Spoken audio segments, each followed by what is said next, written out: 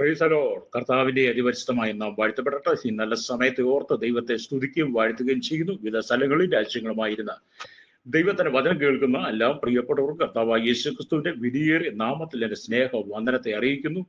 അല്പസമയത്തെ ദൈവന്റെ ചിന്തയ്ക്കായി ഒരു ദൈവജന ഭാഗം വായിക്കുന്നു. മത്തായി എഴുതിയ സുവിശേഷം 28-ാം അധ്യായം അതിന്റെ 18, 19, 20 വാക്യങ്ങൾ. യേശു അടുത്ത് ചെന്ന് സ്വർഗത്തിലും ഭൂമിയിലും സകല അധികാരവും എനിക്ക് നൽകപ്പെട്ടിരിക്കുന്നു.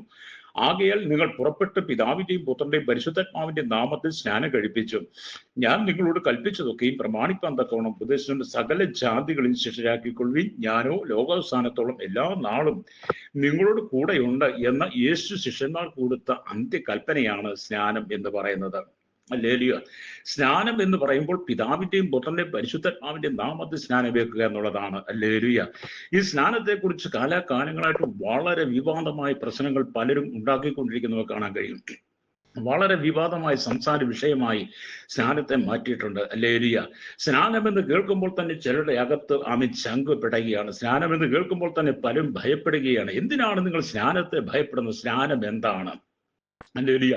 സ്നാനത്തെ കുറിച്ച് കേട്ടിട്ട് എത്രയോ ആളുകൾ പ്രശ്നങ്ങൾ സൃഷ്ടിച്ച് പ്രതികൂലം സൃഷ്ടിച്ച് പലരും അതിന്റെ പേരിൽ എന്തെല്ലാം അനർത്ഥങ്ങൾ സൃഷ്ടിച്ചിട്ടുണ്ട്. എന്നെ കേൾക്കുന്ന പ്രിയ സ്നേഹിത, സ്നാനം എന്ന് പറയുന്നത് ദൈവം നമുക്ക് തന്നിരിക്കുന്ന ഹല്ലേലൂയ ഒരു നിയോഗമാണ്, ഒരു കൽപ്പനയാണ്. വിശുദ്ധ വേദപുസ്തകം പഠിക്കുമ്പോൾ കാണാൻ കഴിയുന്നത്. സ്നാനം എന്ന് പറയുന്ന വാക്കുകൾ കേൾക്കുമ്പോൾ സ്നാനം എന്ന് പറയുമ്പോൾ കാട്ടുതീക്ക് തീ പിടിച്ചതുപോലെയാണ് ചിലരൊക്കെ. ഹല്ലേലൂയ.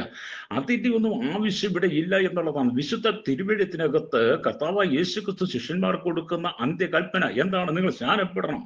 അത് മർക്കൂസിന്റെ സുവിശേഷത്തിലേക്ക് വരുമ്പം കാണുന്നുണ്ട്. മർക്കൂസിന്റെ സുവിശേഷം ഹല്ലേലൂയ 16-ാം അധ്യായം അതിന്റെ 15, 16 വാക്യങ്ങൾ വായിക്കുമ്പോൾ കണ്ട, പിന്നെ അവൻ അവരോട്, നിങ്ങൾ ഭൂലോകത്തിലൊക്കെയും പോയി സകല സൃഷ്ടിയോടും സുവിശേഷം പ്രസംഗിപ്പിൻ, വിശ്വസിക്കുകയും സ്നാനമേൽക്കുകയും ചെയ്യുന്നവൻ രക്ഷിക്കപ്പെടും, വിശ്വസിക്കാത്തവൻ ശിക്ഷാവിൽ അകപ്പെടും. ഇതും കർത്താവ് നിയോഗം തന്നതാണ്.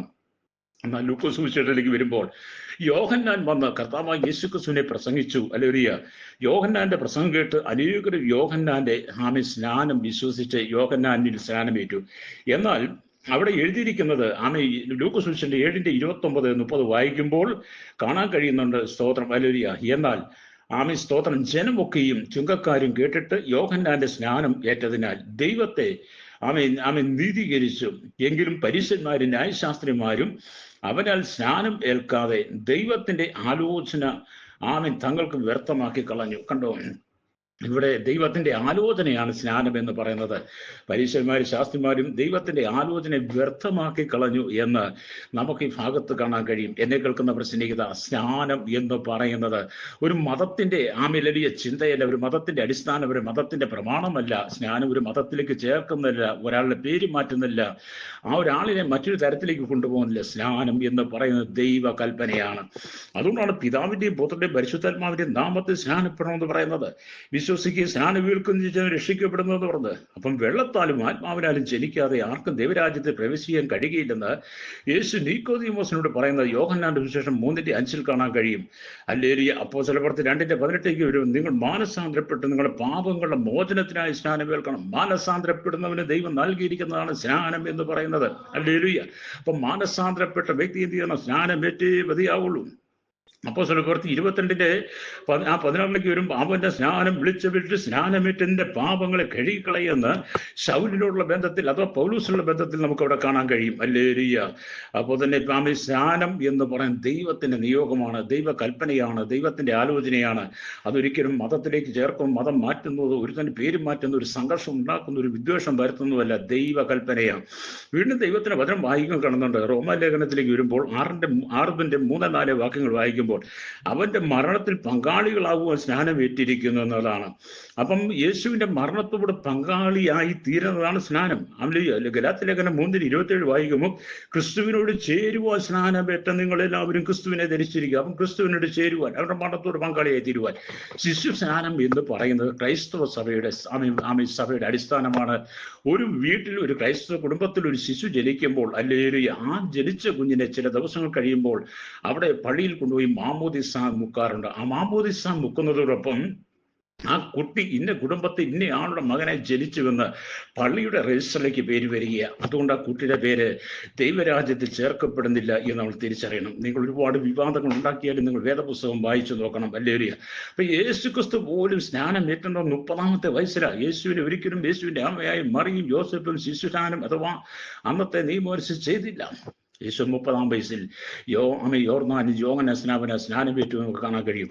അപ്പൊ ഈ സ്നാനം എന്ന് പറയുന്നത് ഒരു മതത്തിലേക്ക് ചേരുന്നതല്ല എന്ന് ഞാൻ പറഞ്ഞത്. അത് ക്രിസ്തുവിനോട് ചേരുവാനാണ്, അവരുടെ മരണത്തിൽ പങ്കാളിയായി തീരാൻ വേണ്ടിയിട്ടാണ്. മാത്രമല്ല, സ്നാനം എന്താണ്? നമ്മൾ ക്രിസ്തു സഭയെ സ്നേഹിച്ചത് കൊണ്ടാണ് നമ്മൾ സ്നാനം ഏൽക്കുന്നത്. ക്രിസ്തു സഭയെ സ്നേഹിച്ചതുകൊണ്ട് അവനവളെ വചനത്തോടു കൂടി ജലസ്നാനത്താൽ വെടിപ്പാക്കി എന്ന് നമുക്ക് എഫെസ്യ ലേഖനത്തിൽ വരും കാണാൻ കഴിയും. ഹല്ലേലൂയ. അതുപോലെ തന്നെ എന്നെ കേൾക്കുന്ന പ്രശ്നികത വീണ്ടും ദൈവത്തിന് വചനം വായിക്കുമ്പോൾ തീത്തോസിന്റെ ലേഖനം 3-5 വാക്യം പറയുന്നു, ക്രിസ്തു നമ്മെ രക്ഷിച്ചതും അതുകൊണ്ട് അവന്റെ പുറജന സ്നാനം കൊണ്ടും പരിശുദ്ധാത്മാവിന്റെ നവീകരണം കൊണ്ടും നമ്മളെ എപ്പോഴും ശുദ്ധീകരിക്കണം. ഹല്ലേലൂയ. അവിടെയും അത് തന്നെയാണ് പറയുന്നത്. അപ്പം വീണ്ടും ദൈവത്തിന് പറയുമ്പോൾ എബ്രായ ലേഖനം 10:20 നമ്മുടെ ദുർമനസ്സാക്ഷി നീങ്ങുമാർ ഹൃദയത്തിൽ തളിക്കപ്പെട്ടവരും ശുദ്ധവെള്ളത്താൽ ശരീരം കഴുകപ്പെട്ടവരുമായി അവന്റെ കൃപാസനത്തോട് അടുത്തിൽ. ഇത് ദൈവിക പ്രമാണമാണ്, ഇതൊരു മതത്തിന്റെ അല്ല. ഞങ്ങൾ പ്രസംഗിക്കുന്നത് ഞങ്ങളുടെ നിയമങ്ങളും ഞങ്ങൾ സ്വന്തമായിട്ട് സൃഷ്ടിച്ചതും എഴുതി ഉണ്ടാക്കിയതും ആരുടെ ഇടയിൽ ഒരു സംഘർഷം ഉണ്ടാക്കാട്ട് തീ പടർത്തുപോലും തീ പടർത്താനുള്ള നല്ല സ്നാനം ദൈവനിയോഗമാണ്. അതുകൊണ്ട് ഒരു മനുഷ്യൻ പാപിയായി ജീവിച്ച പാപത്തിന്റെ അതിൽ നിന്ന് നിത്യ നരകത്തിലേക്ക് യാത്ര ചെയ്തുകൊണ്ടിരിക്കുന്ന സമാധാനമില്ല, സന്തോഷമില്ല, സ്വസ്ഥതയില്ലാതെ കണ്ണുനീരിന്റെ നടുവിലൂടെ രക്ഷ പ്രാപിക്കാൻ എന്ത് ചെയ്യണോ അറിയാതിരിക്കുമ്പോഴാണ് ഞങ്ങൾ ഈ സുവിശേഷം പ്രസംഗിക്കുന്നതും ദൈവകൽപ്പന കർത്താവിന്റെ നിയോഗങ്ങൾ ഞങ്ങൾ വിളിച്ചു പറയുന്നത്. ഹല്ലേലൂയ. ആ കർത്താവിന്റെ നിയോഗങ്ങൾ ഏറ്റുകൊണ്ട് പലരും കർത്താവായ യേശുക്രിസ്തുവിൽ വിശ്വസിക്കുന്നു, വിശ്വസിച്ച് സ്നാനമേറ്റ് ശിക്ഷാവിധിയിൽ ഒഴിവാകുന്നു. ഹല്ലേലൂയ. അതുകൊണ്ട് ആ മനുഷ്യന്റെ ജീവിതത്തിൽ ആ മനുഷ്യന്റെ മറ്റൊരു ജീവിത സാഹചര്യങ്ങൾ മാറ്റം വന്നിട്ടില്ല. അവൻ ദൈവത്തെ അറിയുന്നു എന്ന് മാത്രം. വീണ്ടും നമ്മൾ ദൈവത്തിന് വചനം വായുകയും കാണുന്നുണ്ട്. അല്ലെങ്കിൽ നമ്മൾ സ്നാനമോ ഇപ്പോൾ ജഡത്തിന്റെ അഴുക്ക് കഴുകി കളയുന്നതായിട്ടല്ല. സ്നാനം എന്ന് പറഞ്ഞ ജഡത്തിന്റെ അഴുക്ക് കഴുകിക്കളയാനല്ല, യേശുവിന്റെ പുനരുത്ഥാനത്തോടൊപ്പം നമ്മളെ ചേർക്കുന്നതാണ്. ഇന്ന് പകൽ എന്നെ കേൾക്കുന്ന മാതാപിതാക്കളെ, സ്നാനത്തെക്കുറിച്ച് കേൾക്കുമ്പോൾ കാട്ടുതീ തീപിടിച്ചതുപോലെ നിങ്ങൾ വിറച്ച് നിങ്ങൾ വളരെ ഭയപ്പെട്ടു പോകാതെ സ്നാനം ദൈവത്തിന്റെ കൽപ്പനയാണ് തിരിച്ചറിഞ്ഞ് ഈ ഭൂമി നിങ്ങൾ ജീവിക്കുമ്പോൾ നിങ്ങൾക്ക് മരണമുണ്ട്, മരണാനന്തര ജീവിതമുണ്ട്. മരണത്തിനപ്പുറത്ത് നമുക്കൊരു ജീവിതം നിത്യതയിലെത്തണമെങ്കിൽ ദൈവരാജ്യത്തിലെങ്കിൽ പിതാവ് പുത്ര പരിശുദ്ധാത്മാവ് വസിക്കുന്ന അപ്പടാനിൽ കൂടി ദൂതന്മാരും കെരൂബുകളും സാറാഫുകളും വസിക്കുന്ന ദൂത സഞ്ചയങ്ങൾ ഒന്നിച്ച് ദൈവത്തെ പാടി ആരാധിക്കുക സിംഹാസനത്തിലിരിക്കുന്ന ദൈവത്തിന് മുമ്പാകെ നമുക്ക് ചെല്ലണമെങ്കിൽ, നീതിയോടെ നമുക്ക് നമ്മുടെ നിത്യത ചെലവഴിക്കണമെങ്കിൽ ഭൂമി നാം ദൈവത്തിന്റെ ആലോചനയ്ക്ക് ദൈവത്തിന്റെ കൽപ്പനയ്ക്ക് പ്രമാണത്തിന് നാം വിധേയപ്പെട്ടേ മതിയാവും. നമ്മുടെ സ്വന്തം ബുദ്ധി കൊണ്ട് കഴിയുകൊണ്ട് നമ്മുടെ ഇഷ്ടം കൊണ്ട് നമ്മുടെ ആചാര അനുഷ്ഠാനങ്ങൾ കൊണ്ട് ഒന്നും നമുക്ക് ദൈവരാജ്യത്തിൽ പ്രവേശിക്കാൻ കഴിയത്തില്ല. മനുഷ്യൻ ചെയ്യുന്ന നീതി പ്രവർത്തികളും കറവിരണ്ട തുണി പോലെ എന്ന് യെശയ്യാ പ്രവാചകൻ പറയുന്നത്. അതുകൊണ്ട് എന്നെ കേൾക്കുന്ന എന്താണ് ജലസ്നാനം എന്ന് പലപ്പോഴും ചോദിച്ച് അതിന്റെ പേരിൽ വളരെ പ്രശ്നം സൃഷ്ടിക്കുന്നു. അതുകൊണ്ടാണ് മത്തായി 28:19 പറയുന്നത്, യേശു കർത്താവ് ആജ്ഞാപിച്ചതനുസരിച്ച് പിതാവിന്റെയും പുത്രന്റെയും പരിശുദ്ധാത്മാവിന്റെയും നാമത്തിൽ സ്നാനം സ്നാനം കഴിപ്പിക്കണം എന്ന് പറയുന്നത്. അതുകൊണ്ട് ഇന്ന് പകൽ സ്നാനത്തെക്കുറിച്ച് നിങ്ങൾ ഒരുപാട് പ്രശ്ന സങ്കീർണം ഉണ്ടാക്കി പ്രതിസന്ധിയിൽ പോകാതെ വിശുദ്ധ വേദപുസ്തകം വായിച്ചുകൊണ്ട് ഈ ഭൂമി നിങ്ങൾക്കൊരു ജീവിതം മാത്രമാണ്. ആ ജീവിതത്തിന്റെ അവസാനം നിങ്ങൾക്ക് ഒരിക്കലും നിത്യത നിങ്ങൾ കാണണമെങ്കിൽ ദൈവകൽപ്പന പ്രമാണിക്കുക. ഇത് മതത്തിന്റെ പ്രമാണമല്ല, മതത്തിലേക്ക് ചേർക്കുന്നില്ല, മതത്തിന്റെ രജിസ്റ്റർ ചേർക്കുന്നില്ല, നിങ്ങളുടെ പേര് മാറ്റുന്നത്, പിന്നെ നിങ്ങളെ ദൈവത്തിന്റെ മകനായി തീർക്കുന്നതാണ്, ദൈവത്തിന്റെ മകളാക്കി തീർക്കുന്നതാണ്. നിങ്ങളുടെ പാപത്തിന്റെ പരിഹാരം, നിങ്ങൾ ശുദ്ധീകരണം പ്രാപിച്ച ഒരു വിശുദ്ധ ജീവിതം നയിക്കുവാൻ വേണ്ടി നിങ്ങൾക്കൊരു മാതൃകയാണ് ഇതെല്ലാം കർത്താവ് നൽകി തന്നിരിക്കുന്നത്. അത് ഞങ്ങൾക്ക് വേണ്ടി പ്രാർത്ഥിക്കാൻ പോവുകയാണ്. സ്നാനം എന്തിനെന്ന് പലപ്പോഴും ചോദിക്കുമ്പോൾ അതിന് മുമ്പിൽ പലരും വീർപ്പമുട്ടെന്നുകൊണ്ട് ഇന്ന് പകൽ നിങ്ങൾ കർത്താവിൽ വിശ്വസിക്കുക. പരിശുദ്ധ ഞങ്ങളുടെ നല്ല ദൈവമേ സ്വർഗ്ഗ പിതാവേ, നല്ല സമയത്തിനായി സ്തോത്രം. സ്നാനത്തെക്കുറിച്ച് പലപ്പോഴും കാട്ടുതീ കത്തുന്ന പോലെ വിവാദങ്ങൾ ഉണ്ടാകുമ്പോൾ കർത്താവ് ജനം അതെന്തെന്ന് തിരിച്ചറിഞ്ഞ് കർത്താവിന്റെ നിയോഗമാണ്, കൽപ്പനയാണ്, അവിടുത്തെ ആലോചനയാണ് തിരിച്ചറിഞ്ഞ് ജനം മടങ്ങി വരേണ്ടതായി പ്രാർത്ഥിക്കുക. ഒരു മനസ്സാന്തരം കൊടുക്കണമേ. സകലത്തിൽ നീതി വെളുക്കണം. പിതാവിന്റെയും പുത്രന്റെയും പരിശുദ്ധന്മാരും ജനത്തെ അനുഗ്രഹിക്കണം. യേശുവിന്റെ നാമത്തിൽ തന്നെ ആമേൻ.